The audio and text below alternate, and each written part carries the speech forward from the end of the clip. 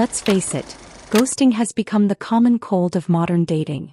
If you haven't been ghosted, you probably know someone who has.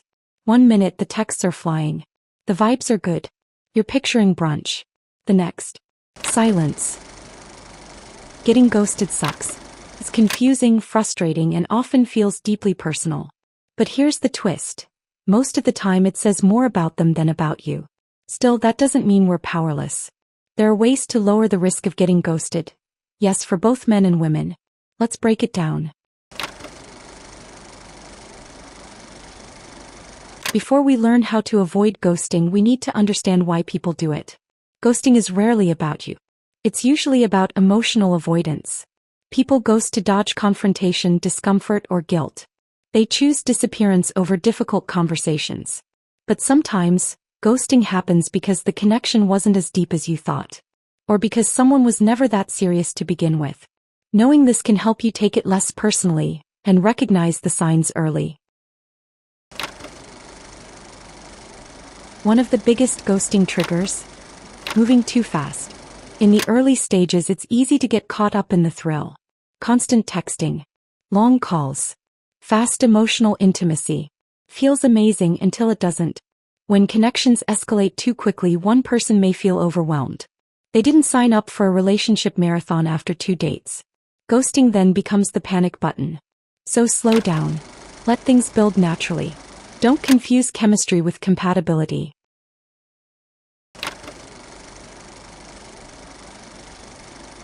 If you want to avoid being ghosted, you need to become a red flag detective. Pay attention to how consistent someone is. Do they reply with interest? Make time for you? Keep their word? Or do they cancel plans, dodge questions, and leave you wondering where you stand? Flaky behavior early on is often a preview of ghosting later. People show you who they are, even in the little things. Believe the patterns.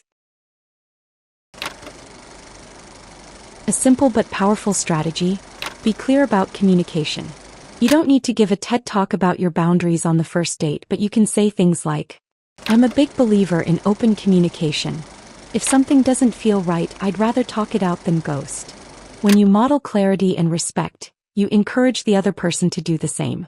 It sets a tone that ghosting isn't part of the playbook. Yes, the wait 3 hours to text back strategy. The act aloof to stay cool rule. Spoiler alert. This isn't chess, it's connection. Game playing might feel like protection, but it usually just breeds confusion. People ghost when they feel uncertain or disrespected. So don't be afraid to show interest, ask questions, and express yourself. Honesty is magnetic. Mixed signals, not so much. Many ghostings happen between the app and the first real-world meetup. That's because digital chemistry doesn't always translate offline. To avoid ghosting before you even meet, try to move off the app quickly. A phone call, voice note, or short video chat can help test compatibility. It humanizes you, makes the connection feel more real, and weeds out those who aren't actually serious. And if they ghost before the date, better now than after you've emotionally invested.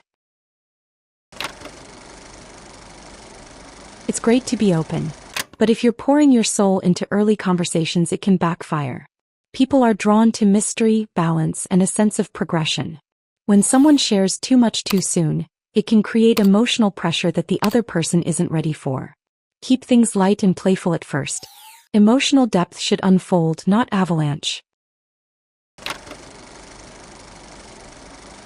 One way to avoid the sting of ghosting? Don't go all in before the other person does. This doesn't mean dating like a robot. It means not putting all your eggs in one emotional basket until it's clear they're doing the same. It keeps you grounded, helps you spot red flags more clearly, and protects your energy. Dating is a mutual process. You're choosing each other, not chasing. Sometimes, ghosting still happens despite your best efforts. When it does, avoid the urge to demand answers or send emotional essays. Someone who ghosts has already shown they're not emotionally available or mature enough for direct communication. Chasing closure often just reopens the wound. Instead, reclaim your power. Accept the silence as closure. It may not be fair, but it is final. While both men and women get ghosted, the dynamics can look different. For women, you might experience love bombing followed by a sudden withdrawal. Be cautious of intense early attention and check for consistency over time. For men, you might face warm engagement until emotional connection is expected, then a quick fade. Be mindful not to confuse flirtation with commitment. Both sides benefit from slowing down, asking questions, and staying grounded in reality, not fantasy. The best ghost repellent?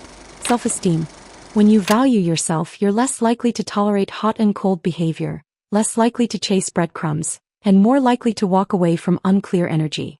Confidence doesn't make you ghost-proof, but it does make ghosting sting less, because you know your worth isn't tied to someone else's cowardice. Keep dating fun, curious, and light. And if someone vanishes, their loss. Let's also flip the script. If you ever feel the urge to ghost someone, consider this. Leaving someone with a message like, "Hey, I've enjoyed talking but I don't feel a connection," takes 30 seconds, and it shows maturity. You're not just being kind. You're helping reshape a dating culture that desperately needs more accountability and empathy. Normalize short, honest exits. It makes dating better for everyone. Let's close with some truth. If someone ghosts you, it's not a reflection of your value. It's a reflection of their inability to communicate.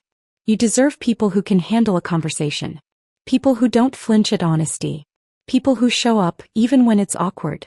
Until then, protect your peace, sharpen your instincts, and never lose your sense of humor about the wild world of dating.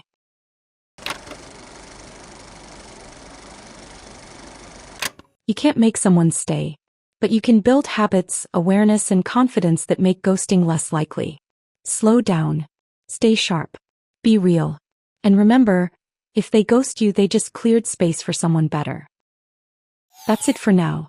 If this sparked your curiosity, don't forget to like and subscribe to The Social Scientist. Drop your thoughts in the comments. I'd love to hear from you. We explore the psychology behind everyday life to uncover deeper insights into the human mind. Until next time, stay curious and stay kind.